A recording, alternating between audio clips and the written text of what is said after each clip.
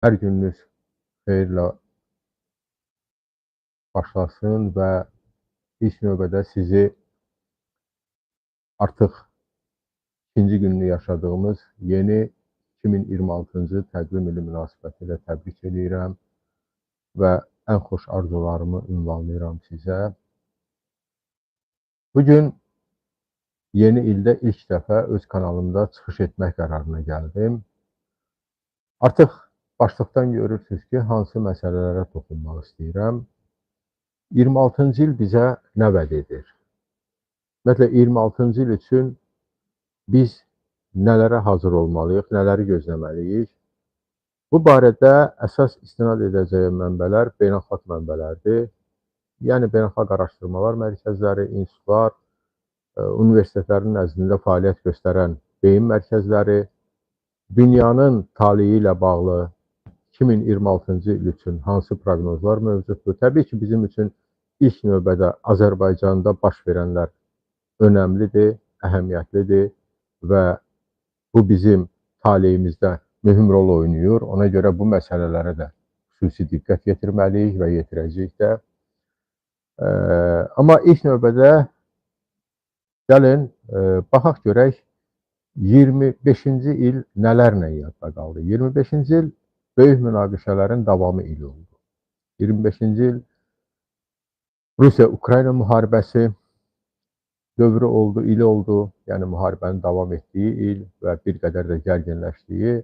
Bilirsiniz ki, 25-ci ildə bu münaqişənin çözülməsi ətrafında nə qədər səylər göstərilsə də, düzdür, onların bir çoxu, mən deyərdim, daha çox siyasi populizm xarakteri daşıyırdı. İlk növbədə də Trump administrasiyasının, ABŞ hökumətinin bu istiqamətdə güya göstərdiyi səylər, ona görə güya deyirəm ki, burada əslində bir Amerika maraqlarının, Trump maraqlarının təmin olunması istiqamətində atılan addımlar idi ki, onlar da iflasa uğradı və bugün də deyirlər Rusiya ilə Ukrayna arasında güya bir atəşkəs əldə olunubdur. Halbuki o atəşkəs konkret regiona və konkret məsələyə aiddir. Zaporojye Atom Elektrik Stansiyası ətrafında yaranmış gərgin vəziyyətlə bağlıdır və onun nə qədər çəkəcəyi, ona tərəflərin nə dərəcədə əməl eləyəcəyi də məlum deyil. Yaxın Şərq problemi çözülməmiş qaldı. Bilirsiniz ki, İsrail orada Qəzzanı demək olar ki, yer üzündən sildi, amma buna baxmayaraq əhali orada qalmaqdadır və İsrail bu günəcən də cəhd eləyir ki, Fələstinlər oradan ümumiyyətlə köçürsün və bu işdə Trump administrasiyasında iştirakı var. Yeri gəlmişkən, bax, bütün bu münaqişələrə münasibətdə istər Rusiya-Ukrayna münaqişəsinə və yaxud İsrail Həmas münaqişəsinə, Fələstin münaqişəsinə münasibətdə ABŞ administrasiyasında da ikili yanaşma var. İkili yanaşma nədən ibarətdir?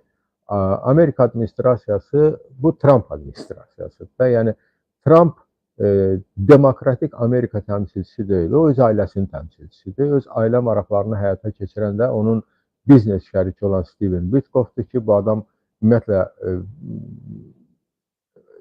belə deyək, təbii tikinti maqnatıdır. Onun siyasətə heç bir aidiyyəti yoxdur və Trumpın kürəkəni Jared Kushnerdir ki, bunlar müxtəlif ölkələrlə, o cümlədən yaxın şərq ölkələri ilə, o cümlədən demək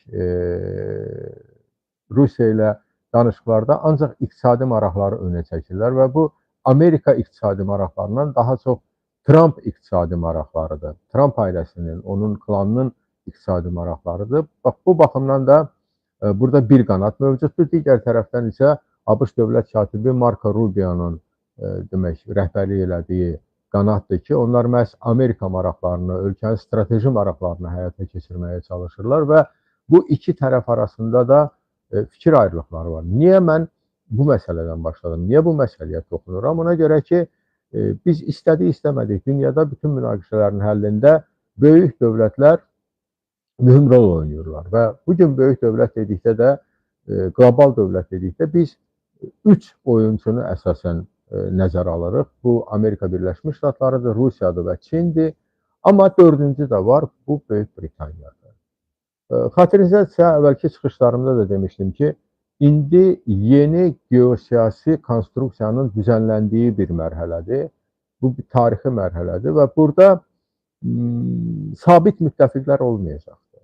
Burada maraqlar zaman-zaman kəsişəcək, toqquşacaq və bunun ətrafında da yeni müxtəlif koalisiyalar formalaşacaq, yeni tərəfdaşlıq alyansları formalaşacaq və bu da baş verməkdədir.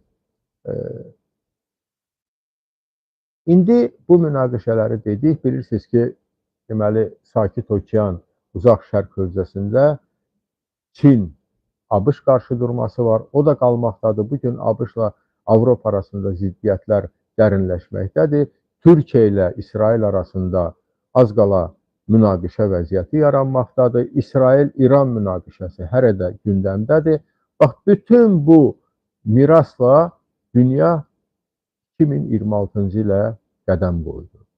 Əlbəttə, Azərbaycan-Ermənistan münasibətlərində müəyyən bir pozitiv dinamika var. Bunu etiraf eləməliyik və bu yaxşı tendensiyadır. Ona görə ki, pozitiv dinamika növbəti konfliktlərdən qaçmağa imkan yaradır və Azərbaycan-Ermənistan arasında artıq ticari əlaqələr, nəqliyyat, kommunikasiya əlaqələri də bərpa olunmağa başlayıb.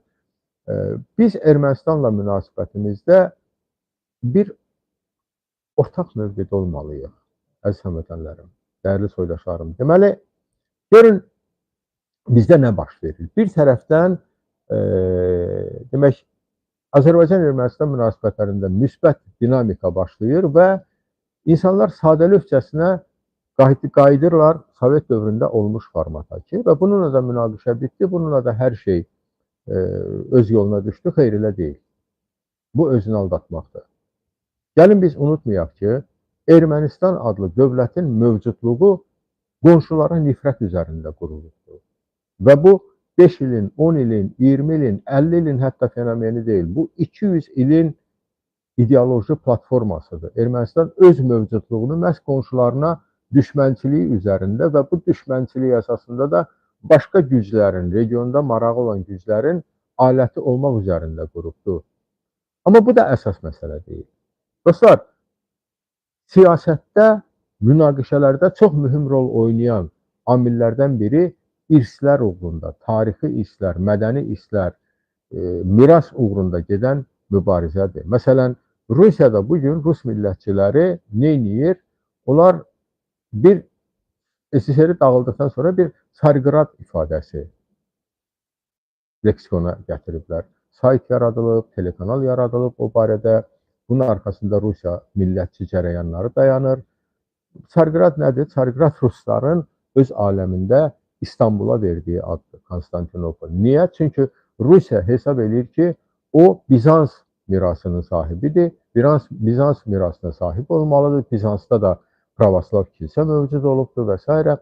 Bax, eyni ilə ermənilər də Azərbaycanın mədəniyyətini, məişətini, ictimai münasibətlər sistemini tam olaraq mənimsəyiblər və başqa cür də ola bilməzdi. Niyə görə? Çünki Rusiya Qafqazı işğal etdikdən sonra baxaq ki, həmin erməniləri hardan gətirdi? Müxtəlif ölkələrdən. Osmanlı İmperiyasının ərazisində olan, deməli, Livandan, Suriyadan, İraqdan, İrandan və Türkiyənin özündən, indiki Türkiyənin, o zaman Osmanlı idi, gətirdi və topladı onları Azərbaycanın İrəvan xanlığı ərazisinə və qismən də Qarabağ xanlığının ərazisinə. Bunlar müxtəlif ölkələrdən, müxtəlif mədəniyyətlərdən gəlmiş insanlar idi və onların mədəniyyəti də çox fərqli idi. Və azlıq idilər. O azlıq neynədir? O, Azərbaycan mədəniyyətini mənimsədi özününkü kimi. 1, 2, 3 nəsildən sonra artıq ermənilər üçün Azərbaycan mədəniyyəti, Azərbaycan məişəti onların özünün kimliyinin bir parçasına çevrilir və bu dediyim kimi bir miras uğrunda, irs uğrunda gedən bir rəqabətdir. Ona görə düşünməyək ki, erməni xalqı, ən azı onun bir hissəsi bizə layal olacaqdır. Özümüzü aldatmayaq. Əgər aldatsaq, 20 ildən, 15 ildən sonra, bəlkə 30 ildən sonra bu münaqişə bir də alovlanacaqdır. Və bu mənada Azərbaycan bütün imkanlarından istifadə eləyərək Ermənistanı iqtisadi baxımdan, kommunikasiya baxımından elə vəziyyətə gətirib çıxarmalıdır ki, Ermənistan bu münaqişədə maraqlı olmasın. Bax, münaqişədən qaçmağın əsas yollarından biri budur. Ermənistanın iqtisadi maraqları tələb eləməsin ki, o münaqişəyə girsin. Yəni, onun iqtisadi maraqlarının əleyhinə olsun. Çox təəssüf ki, biz bəzən bunu öz maraqlarımızın əleyhinə eləyirik, öz maraqlarımızın əksinə eləyirik. Məsələn, bilirsiniz ki, ilin son günlərində çox geniş bir təbliğat getdi. Azərbaycan mediasında, əsasən də hakimiyyətə yaxın mediada Azərbaycandan 95 markalı benzinin Ermənistana deməli, göndərilməsi Ermənistanda yanacağın qiymətinin aşağı düşməsinə səbəb oldu. 20%.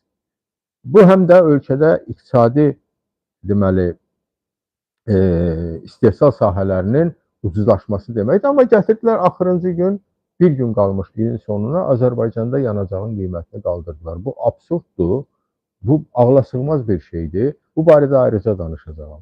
Hələlik bu münaqişələr haqqında. Yəni, bir tərəfdən biz deməli, ermənilərə aşırı nifrət görürük, bir hissəmiz isə gedir onlarla qucaqlaşır, öpüşür, qardaş olur, hər şey yaxşıdır, kürara zararat. Yox, belə deyil. Ortaq məxrəcdə qalmaq lazımdır.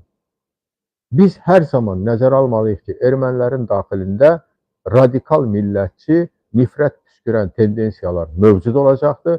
Bunun üçün yüzlərlə kitablar yazılıb, bunun üçün az qala 5000 illik tarix uydurulubdur və bu təsirsiz ötüşə bilməz. Bu mənada biz bu məsələləri nəzərə almalıyıq. Nifrət püskürmək də lazım deyil. Nifrət nədir? Nifrət emosiyadır. Soyuq başla, soyuq ağılla hər kəslə münasibətləri məhz bu formatda qurmaq lazımdır. İndi baxın, nə baş verir? Mən bayaq təsadüfən demədim bu ifadəni ki, müttəfiqlər düşmən ola bilər, düşmənlər müttəfiq, yeni formatlar, yeni alyanslar formalaşa bilər. Dekabr ayının 30-da qəribə bir hadisə baş verdi. Səudiyyə Ərəbistanı Yəməndə Mukalla limanı deyilən limanı bombaladı və həmin limanda nəyi bombaladı? Birləşmiş Ərəb Əmirliklərinin deməli, Yəməndəki, mən liman dedim, Yəməndən gedir söhbət, Yəməndəki bir separatçı qurumu dəstəklədiyi, Birləşmiş Ərəb Əmirliklərinin dəstəklədiyi bir separatçı qurumun silah anbarını və o silahlar da hardan gəlirdi? Birləşmiş Ərəb Əmirliklərindən. Maraqlıdır, elə deyilmi? Məsələn, 2014-cü ildən başlayaraq Birləşmiş Ərəb Əmirlikləri, Səudiyyə Ərəbistanı başda olmaqla Yəməndəki Husilərə qarşı bir alyans yaradılmışdı. Bilirsiniz, orada dəhşətli cinayətlər törədildi, bombaladılar, insanları blokadada saxladılar. Yəməndə nə qədər uşaq xəstəlikdən öldü, soyqırım törətdilər faktiki olaraq. Bugün bir-birindən münaqişə aparırlar. Niyə münaqişə aparırlar? Ona görə ki, Livanın, niyə bu Livan söz beynimdən çıxmır? Yəmənin cənubunda 2 əyaləti əhatə eləyən, orada bir Cənub Keçid Şurası deyilən separatçı qurum yaradılıbdır və həmin separatçı qurumu dəstəkləyən də kimdir? Birləşmiş Ərəb Əmirlikləri. Birləşmiş Ərəb Əmirlikləri zahirən belə, necə deyim, çox sivil, çox mədəni bir ölkə görünür, amma xarici siyasətinə gəldikdə bu ölkə daim müxtəlif radikal tendensiyaları, müxtəlif separatizmi və s. dəstəkləyir. Bilirsiniz ki, Birləşmiş Ərəb Əmirlikləri məsələn Türkiyəyə qarşı mübarizə aparan həmin o Xəlifə Haftarın Liviyadakı hərbi birləşmələrinə də maliyyə yardım edirdi, silah yardım edirdi. Və bu məsələdə bunların maraqları toqquşubdur və artıq görünür ki, Yəməndə növbəti bir mərhələ başlaya bilər. Yəni, müharibə mərhələsi, vətəndaş müharibəsi mərhələsi və o istisna deyil. Ona görə ki, həmin o Cənub Keçid Şurası deyilən separatçı qurumu dəstəkləyən Birləşmiş Ərəb Əmirlikləridir. Yəməndəki beynəlxalq tanınmış hökuməti dəstəkləyən isə Səudiyyə Ərəbistanı. Artıq bunların maraqları toqquşdu. Dünənəcən bunlar müttəfiq idilər. Nədən toqquşdu? Geosiyasi səbəblərdən.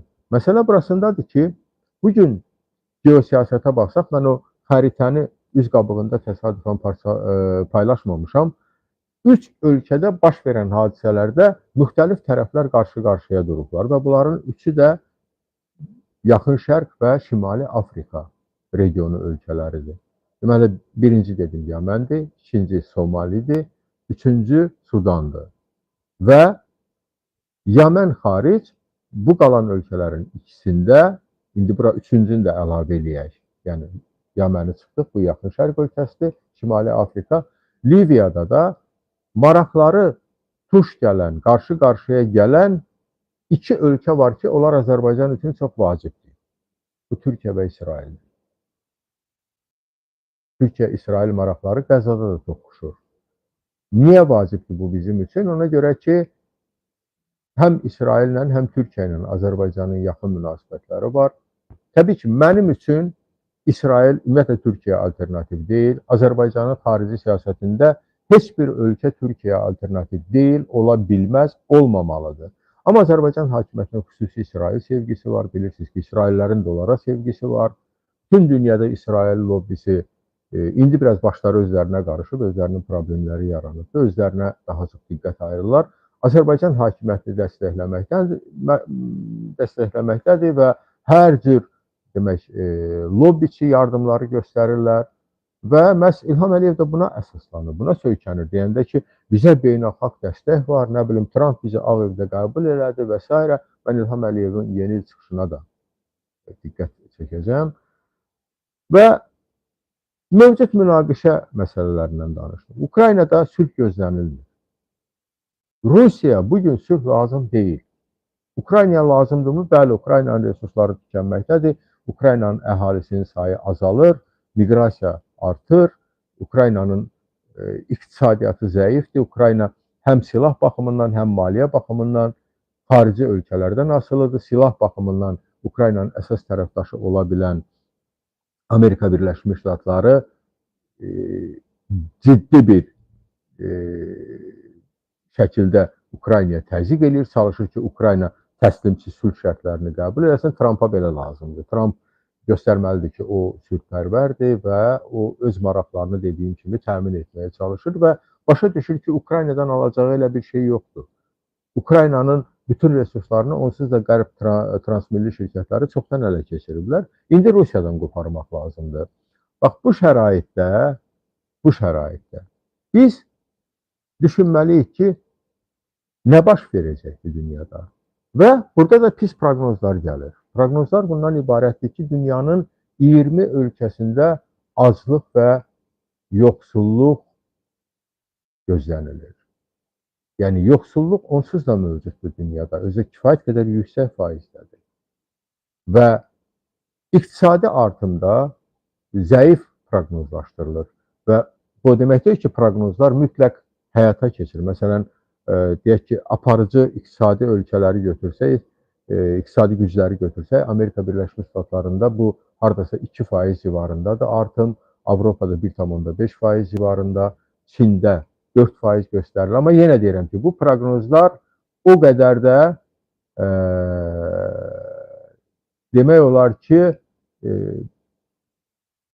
inandırıcı deyil. Yəni, heç kim bilmir, bu proqnozlar nəyin əsasında qurulubdur. Mən sözün açığı başqa hadisələr gözləyirəm. Mən gözləyirəm ki, bir çox ölkələrdə inqilablar olacaq, bir çox ölkələrdə qarşı durmalar olacaq, separatçılar ortaya çıxacaq, onları dəstəkləyənlər tapılacaqdır. Yenə neft ətrafında, enerji resursları ətrafında mübarizə kəskinləşəcək. Xoşbəxtlikdən artıq Azərbaycanda neft-qaz tükənmək üzrədir.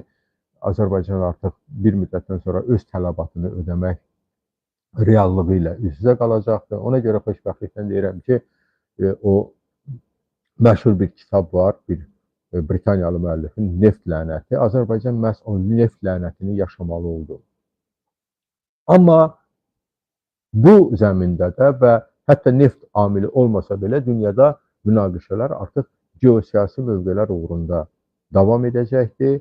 Dediyim kimi, Yaxın Şərq münaqişəsinin səngiməsi gözlənilən deyil. Bilirsiniz, İranda artıq sabitlik pozulub.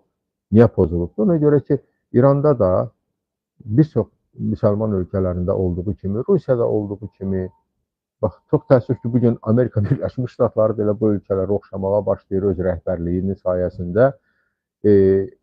Əhalinin maraqları nəzərə alınmır. İranda bir dəstədə hakimiyyəti ələ keçirib, 50 ildə oturubdur və düşünürlər ki, hər şey idarə edirlər, hər şey qaydasındadır. Və nəhayət bu nəyə gətirib çıxarır? İqtisadi depressiya. Bu arada bir də sizdən xahiş edirəm, məsləhət bilirsə bəyənin, paylaşın bu videonu, qoy bizə baxanların sayı çox olsun. Bax, bu mirasla biz 2025-ci ildən keçdik 2026-cı ilə. 2025-ci il Azərbaycan üçün necə oldu? Uğurlu oldu mu? Xeyr, uğurlu olmadı. Heç bir mənada uğurlu olmadı. Nə iqtisadi baxımdan, nə Azərbaycanda bilirsiniz, konstitusiya və suverenlik ili elan olunmuşdu, amma konstitusiya ili Azərbaycanda nə ilə müşahidə olundu? Azərbaycanda konstitusiyada, qanunlar da, məhkəmələr də hər şey atıldı ayaqlar altına, onsuz da ayaqlar altındaydı. Biraz da rüsvayçı vəziyyətdə düşdü. Azərbaycanda siyasi məhbusların sayı artdı, Azərbaycanda sərhədlər bağlı qaldı, heç bir iqtisadi artım olmadı.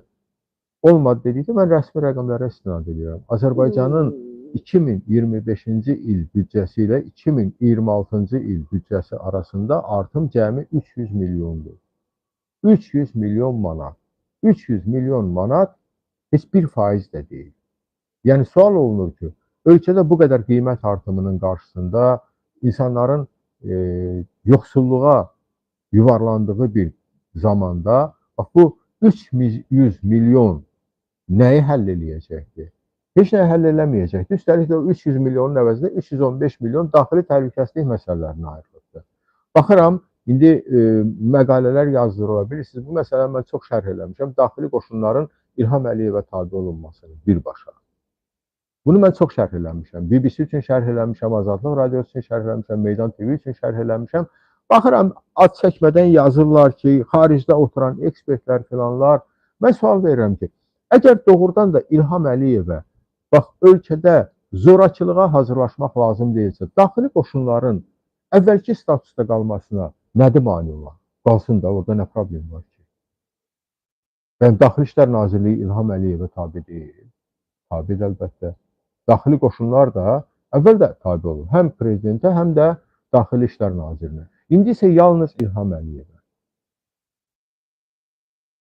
Və mən İlham Əliyevin yeni il müraciəti, bilirsiniz, bu yeni il müraciəti Sovetdən qalma bir eybəcər ənənədir və durmadan da bunu ildən ilə təkrarlayırlar və Sovet dövründə olduğu kimi Zeynəb Xanlarova, nə bilim, filan, belə çox əcayib şeylər baş verir. Dostlar, bilirsiniz, uzağa getmək lazım deyil. Xahiş edirəm, gedin Facebookda İlham Əliyevin demək, Facebook səhifəsinə baxın və Nikol Paşinyanın Facebook səhifəsində şərhlər bölümü açıqdır. Orada hər kəs şərh yazır. İlham Əliyevin Facebook səhifəsində yoxdur elə bir səhifə, elə bir xidmət yoxdur. Yəni, şərh yazmaq imkanı yoxdur. Şərhlər bölümü bağlıdır. Niyə bağlıdır? Qoy vətəndaşlar yazsın da fikrini. İndi götürdüm həmin İlham Əliyevin yeni il müraciəti deyilən o 13 dəqiqə yarımlıq çıxışına baxdım və orada mən nə gördüm? Deməli, 6 dəqiqə yarım İlham Əliyev Azərbaycanın 5 il əvvəl əldə etdiyi uğuru, bəli, bu ciddi uğurdur, bunu heç kim danmır. Azərbaycan ərazi bütövlüyünü bərpa etmiş 2-3 ölkədən biridir dünyada. Bu çox ciddi uğurdur. Bundan danışır. 5 il keçdi də, danışdıq da 5 il bunu. Bugündən danış, insanlar nə ilə yaşamalıdır? 3-6 dəqiqə yarımını buna həsr edir. İlham Əliyev deyir ki, biz məhz Qarabağ münaqişəsinin həllinə görə elə bir status qazandıq ki, bizə heç kim təzyiq eləyə bilməz. Razıyam. Doğrudan da. Çünki ərazi bütövlüyünü bərpa etməyən ölkələr daim o amillə təhdid olunub, təzyiq olunub, Azərbaycanın özü də. Razıyam. Amma bunun ardınca nə baş verir? İlham Əliyev 3 dəqiqə yarım, növbəti 3 dəqiqə yarımı nəyə həsr eləyir? Bizim beynəlxalq uğurlarımız var. Beynəlxalq uğurlarımız da nədir? 6-7 bir sərsəm müsəlman ölkəsinin birləşdiyi bir quruma gedib üzv olmuşuq və Mərkəzi Asiya Türk dövlətləri, yəni Mərkəzi Asiya Şurasına üzv olmuşuq. Anlamıram, Mərkəzi Asiya niyə gedirik ki? Gəlin Avropaya gedək, sivil dünyaya doğru gedək. Və başa düşürəm, o təbliğatla siz Avropaya qarşı, Qərbə qarşı Azərbaycanda bir nifrət yaratmışsınız. Müəyyən bir kəsim Avropanı, Qərbi, ümumiyyətlə bu sivil dünyanı heç bir mənəvi dəyərləri olmayan bir dünya kimi qəbul edir. Həslərim, mən o ölkələrdən birindəyəm. Bu ölkələr bizimlə müqayisədə, Azərbaycandakı vəziyyətlə müqayisədə kifayət qədər mühafizəkar və öz ənənələrinə sadiq ölkələrdir, cəmiyyətlərdir. Özümüzü aldatmayaq, bu yalançı, bu şivənçi təbliğata inanmayaq. Azərbaycanda əxlaqi mənəvi dəyərlər o qədər dağıdılıbdır ki, bəlkə o ölkələr bizim real vəziyyətimizi bilsələr, bizi heç yerə buraxmazlar. Yoxsa siz bizə lazım deyilsiniz bu dəyərlərlə. Gedin işinizlə məşğul olun. Amma bizi nə edirlər? Harda bir demokratik ölkə varsa, onun bir eybəcərliyini tapıb çıxarırlar və yaxud da ki, o eybəcərliyi uydurub çalışırlar maksimal dərəcədə Azərbaycan cəmiyyətini öz taleyini həll etməkdən, öz müqəddəratını seçməkdən məhrum eləsinlər. Nə yolla? Bax, bütün o demokratik ölkələrdə dediyim kimi olan hansısa eybəcərlikləri tapıb qabartmaqla və yaxud olmayanda da onu uydurmaqla. Amma eyni zamanda da İlham Əliyev dediyim kimi bir tərəfdən deyir ki, biz artıq heç kimlə hesablaşmırıq, heç kim bizə təzyiq eləyə bilməz. Bu tərəfdən Azərbaycanın uğuru kimi güya hansısa beynəlxalq qurumlara birləşməyi, nə bilim, Ağ Evdə hansısa bir demək Azərbaycan-Ermənistan müqaviləsinin paraflanmasını imzalamağını ciddi bir uğur kimi təqdim eləyir. Bu təzadlı deyilmi? Deyə bilərsiniz təzadlı deyil, tamam, deyək ki, təzadlı deyil. Amma gəlin görək, İlham Əliyev daxili məsələlər haqqında nə qədər danışır? Yerdə qalan 3 dəqiqənin dəqiqə yarımını İlham Əliyev Azərbaycanın 25-ci ildə iqtisadi uğurlarının olmasından danışır. Dostlar, dünən məqsədli şəkildə çıxmışam New York'un 2 kütləvi əhali tərəfindən ziyarət olunan, istifadə olunan marketində qiymətlərə baxmışam. Bir neçə məhsul deyirəm ki, onlar Azərbaycanda Amerikadan xeyli dərəcədə bahadır. Və bu qiymətləri də hardan götürmüşəm? Azərbaycandakı qiymətləri.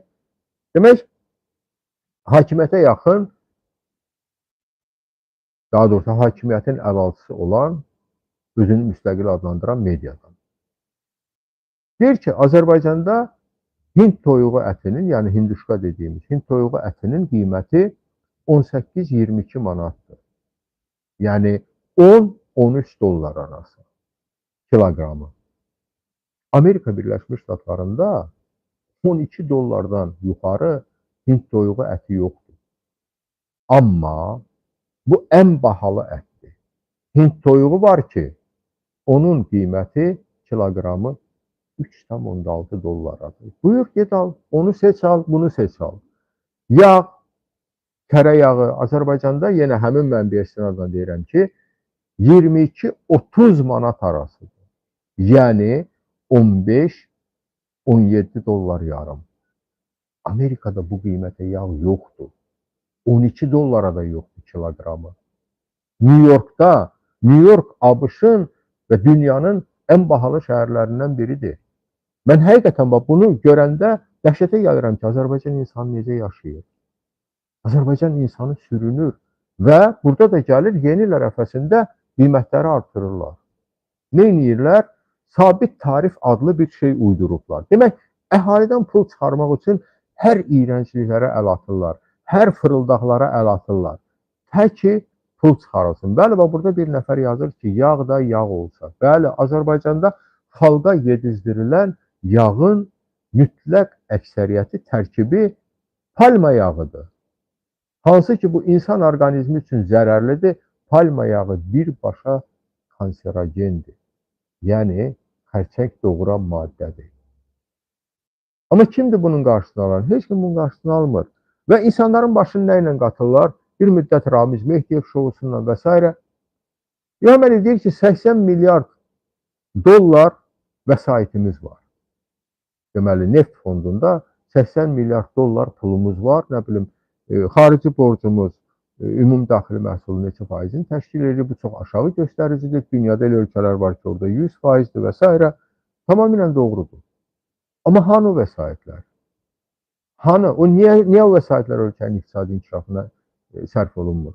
Mən açığı şübhə edirəm ki, o vəsaitlər ümumiyyətlə mövcuddur. Mən düşünürəm ki, onları ya çox səmərəsiz şəkildə investisiya ediblər, öz maraqlarına işləyir, ya da ki, onlar ümumiyyətlə dağıdılıbdır. Çoxdan yoxa çıxıb. Mən açığı belə düşünürəm. Və nəhayət, növbəti dəqiqə yarımı İlham Əliyev nə barədə danışır? Dünya azərbaycanlılarının həmrəyliyi haqqında. Və deyir ki, Azərbaycan dövləti Azərbaycan vətəndaşlarının, Azərbaycanlıların dünyanın harasında yaşamasından asılı olmayaraq arxasında dayanır. Bəli, düzdür. Düz deyir İlham Əliyev. Məsələn, mən Azərbaycandan çox uzaqda yaşayıram, mənə saxta iddialarla cinayət işi açıblar. Onlarla mənim kimi adamlara saxta cinayət işi açıblar. Və deyir ki, 25-ci ildə biz bunun nümunəsini göstərdik ki, Azərbaycan deməli, ölkədən kənarda yaşayan Azərbaycan vətəndaşlarının taleyinə biganə deyil. Bəli, göstərdiniz. Kimləri getdiniz, demək, müdafiə elədiniz? Rusiyadakı kriminalları, hansılar ki, sizin cinayətkar kapitalınızı, sizin oğurluq kapitalınızı orada idarə edir və orada Azərbaycanlılara divan tuturdular diaspora adı altında. Həmin o Yekaterinburqda, Moskvada, Peterdə tutulan, qovulan, oradan qaçan, gəlib Azərbaycanda gizlənən həmin o cinayətkar dəstələr. Bəli, siz cinayətkarları müdafiə edirsiniz. Eləyin. Eləyin, yolunuz da bir olar inşallah. Buna mənim zərrə qədər şübhəm yoxdur. Dostlar, 2026-cı il ağır il olacaq. Bunu artıq yəqin ki, hiss elədiniz danışığımdan.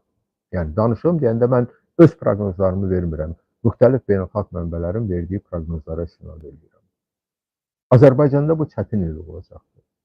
Azərbaycanda bugün dövlət büdcədəki çatışmazlığı vətəndaşın hesabına doldurmağa çalışır. Vətəndaşın isə cibi boşdur, heç nəyi yoxdur. Şəhər xaz içində batıb gedir, qiymətlər durmadan artır, korrupsiya tuğyan eləyir, özbaşınalıq baş alıb gedir və bu il mən yeni bir tendensiya gördüm. Miqyasına görə yeni. İlham Əliyevin həmin o müraciətində o bir neçə kanalda paylaşılmışdı. Bilirsiniz, istər YouTube kanalında, istərsə də ictimai televiziya, ASTV. Mən hər yerdə vətəndaşların kəskin etirazlarını gördüm. Bəzən çox kəskin şərtlər var idi. Bəzən təhqirlər, söyüşlər var idi.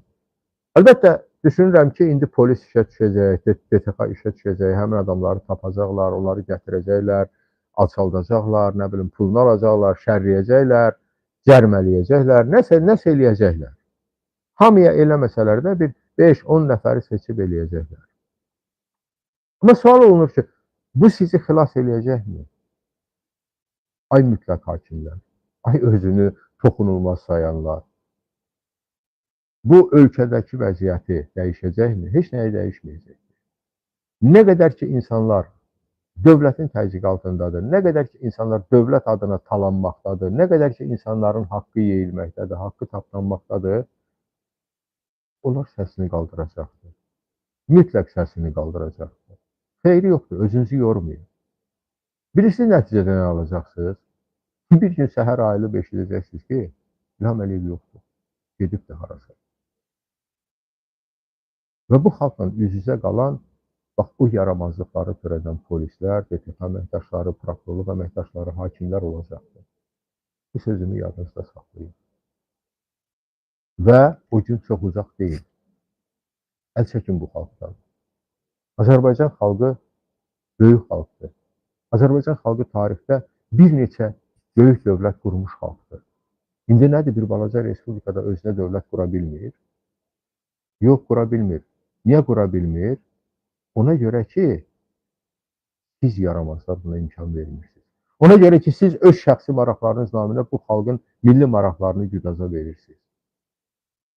Və siz düşünürsünüz ki, insanları təqib eləməklə, onları saxta ittiham eləməklə, həbsə atmaqla müqavimətin qarşısını alacaqsınız. Xeyr, siz onu ala bilməyəcəksiniz. Əksinə, bir qədər də ağırlaşdıracaqsınız. Əgər ölkənin prezidenti deyilən adam bayram çıxışında, yeni il çıxışında ölkədəki iqtisadi vəziyyətin ağırlığını, ölkədəki bahalığı, ölkədəki yoxsulluğu, haqsızlığı etiraf eləmirsə, o deməkdir ki, onlar yoxdur. Bundanmaqla deyil. Bəlkə qırqovul başını kola soxanda quyruğu görünmür. Quyruğu da görünür, hər yeri görünür. İnsanları təhdid etməklə onlara sən toxsan, uşağın geyimi var, keçimi var, hər şey qaydasındadır. Ya buna inandırmaq olmaz. Bunu reallaşdırmaq lazımdır. Siz bunu reallaşdıra bilmirsinizsə çıxın gedin. Durun bu xalqdan üzr istəyin, o böyük xalqdır, o sizi bağışlayar. Amma bunu eləmirsinizsə, heç olmasa çalışın nəyisə dəyişəsiniz. Nə edirsiniz? İnsanları təqib edirsiniz. Bunu sizi tənqid edənləri şərləyirsiniz hətta. Siz başa düşürsünüz şərləmək nədir? İnsanları şərləmək ən əski əməldir. Axırıncı küçə adamı şərləməyi özünə rəva görmür ki, üzr qədim peşə sahibləri var ki, mənə danışırdılar ki, rayonların birində bir qadını gətiriblər, hansın ki, o qədim peşə sahibidir. Deyiblər ki, filankəsin üzünə dur. Deyib, valla mənim işim özümü satmaqdır, mən onun bunun üzünə durmaram. O işi siz baxırsınız. Hara çəkirsiniz bu milləti? Mən sonda istəyirəm həmvətənlərimə, sizlərə bir müraciət edeyim. Bəli, 2026-cı il ağır il. Amma 2026-cı il bir çox ölkələrdə dediyim kimi hakimiyyətlərin dəyişikliyi ili olacaqdır.